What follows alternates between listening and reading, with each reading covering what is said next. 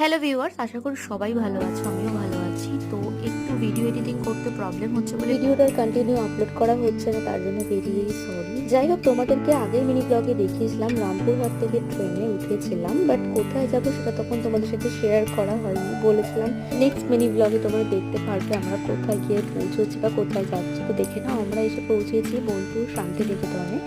আমাদের পৌঁছানোর কথা ছিল প্ল্যাটফর্মে 6টা নাগাদ, বা ট্রেনটা আধ ঘন্টা লেট করলে 6:30টায় নেমেছিলাম প্ল্যাটফর্মে নেমে টোটো ধরে আমরা চলে এসেছি আমাদের হোটেলে। এই হোটেলটার নাম হচ্ছে, দেখে নাও, এই যে মা শারদা লজ। তো এখানে এসে আমরা ফার্স্টে ভিতরে গিয়ে ব্যাগপত্র ঘরে রেখে আর তারপরে এখানে রিসেপশনে একটু বসেছিলাম। তারপর সবাই মিলে একটু চা বিস্কুট খেয়ে এনার্জি নিয়ে ভাবলাম একটু বেরিয়ে আসা যাক।